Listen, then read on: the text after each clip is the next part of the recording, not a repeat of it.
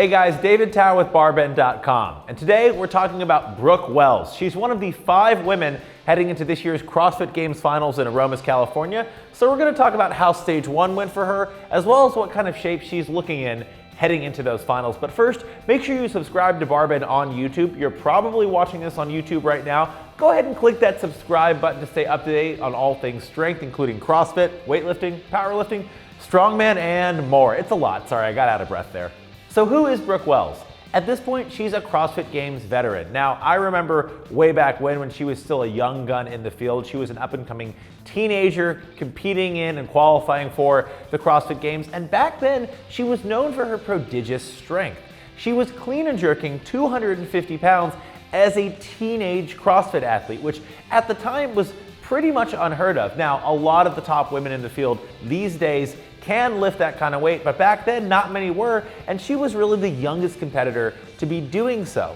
Now, her strength obviously was a huge strength. She could move a lot on the barbell, but in the years since, Brooke Wells has become an incredibly well-rounded athlete. She's strong with gymnastics, her endurance is through the roof. She's really become a well-rounded CrossFit Games competitor. But let's talk about 2019 really quick. Brooke Wells looked like she was in fantastic shape heading into the 2019 Reebok CrossFit Games. And if you remember last year, there was a series of cuts that narrowed the field down from hundreds to just 10 men and 10 women competing in the last few events. And Brooke looked like she was in a good position to make that final cut and qualify as one of those top 10 women. But on the sprint event, she stepped on the yellow out of bounds line during one of her runs, and this assessed her a 10-second penalty, which put her out of the running to stay in that top 10 and ultimately finish in the top 10 of the games. So we expected her to come back hungry as ever, maybe even more motivated than ever for the 2020 season to really make good on a 2019 season that ended a way no one expected, especially Brooke Wells. So for stage 1 of the CrossFit Games, it was just 30 women competing virtually. We actually have a video that covers that pretty in depth, which we'll link to below and in a card roughly here. But she looked like she was in fantastic shape, and coming out of stage 1, well, she is in fantastic shape. She was a model of consistency over the course of 7 stage 1 events. Ultimately, she qualified for the top 5 finals in Aromas. We'll get to that in a second. But she didn't finish out of the top 10 in a single one of the first 7 events of this year's CrossFit Games. She's strong, she's fit, she's fast, she's got great body awareness and gymnastics. Funny enough, the event she finished worst in, she got a 10th place finish in the max front squat event. That's the sort of event that 3 or 4 years ago, you would have expected Brooke Wells to dominate, potentially that to be her highest performing finish, that kind of max strength barbell movement. But while she finished pretty well, she finished in the top 10 in that event, it wasn't her core strength these days, and that just goes to show you the kind of well-rounded, truly prepared athlete Brooke Wells is today. So Brooke is one of the 5 women who will compete in person at the CrossFit Games finals in Aromas, California, and she finished stage 1 in 2nd place behind Tia-Clair Toomey. So one would think, oh, she's the presumptive favorite to potentially challenge Toomey, who is the 3-time defending champion and honestly looked almost unbeatable out of stage 1. It is worth noting the points reset between stage 1 and the finals.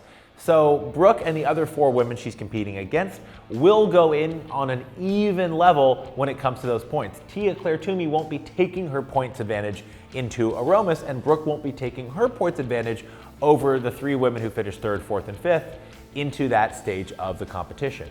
When it comes to matching up Tia-Clair Toomey and Brooke Wells, well, they're both incredibly strong, incredibly well-rounded athletes. I will say Brooke's finishes, even though she finished behind Toomey overall, were more consistent. She never finished out of the top 10 in any of the 7 workouts in stage 1. She did actually place higher than Tia-Clair Toomey on 2 events. One was the 1,000 meter row, where she finished a full 0.2 of a second ahead of Tia-Clair Toomey, and then she also finished a few placings ahead of Tia-Clair Toomey on the handstand hold. But on the other 5 events, Tia-Clair Toomey had her beat. So while Brooke Wells looks like she is in the best position to potentially challenge for that top spot at the Games, it's really still Tia-Clair Toomey's to lose. However, Brooke Wells has a very, very good chance to secure her first ever podium spot at this year's CrossFit Games. What strengths and weaknesses does Brooke Wells have this season that we can tell, at least from stage 1 and the training she's posted on social media? Well, she doesn't have many weaknesses. Again, she's incredibly consistent. I would argue she's basically the most consistent athlete in the field as far as the top 5 women. The issue that she will have is that Brooke Wells does not have a track record at this level of coming away with a lot of event wins. At least in stage 1, that's not what we saw. She was finishing between 3rd and 10th in pretty much all these workouts.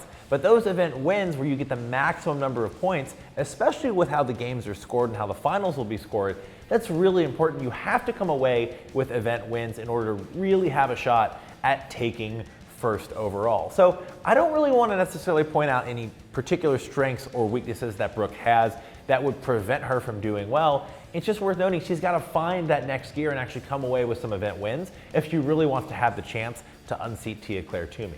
I will also say that Brooke Wells came onto the scene as a younger, stronger competitor a few years ago. Again, stronger when it came to barbell movements, but her gymnastics have become a real strength recently.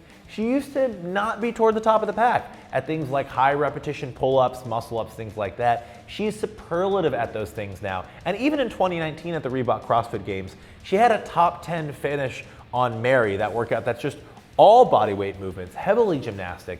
So she's really shown that that's a weakness she's turned into a real strength. So that's just a quick rundown of how Brooke Wells looks in the middle of this year's CrossFit Games season. I'm sure there's some detail that we missed, and I'm sure she's working on a lot of weaknesses we haven't even been able to identify. She doesn't have many weaknesses. She's an incredibly consistent, overall strong and well-rounded athlete. Again, I know I've said that already in this video, but I want to hit that point home. Brooke Wells is the model of consistency this year. How will that pay off in Aromas? It remains to be seen. Let us know your thoughts in the comments below. And until then, I'm David Tao. Thanks for tuning in.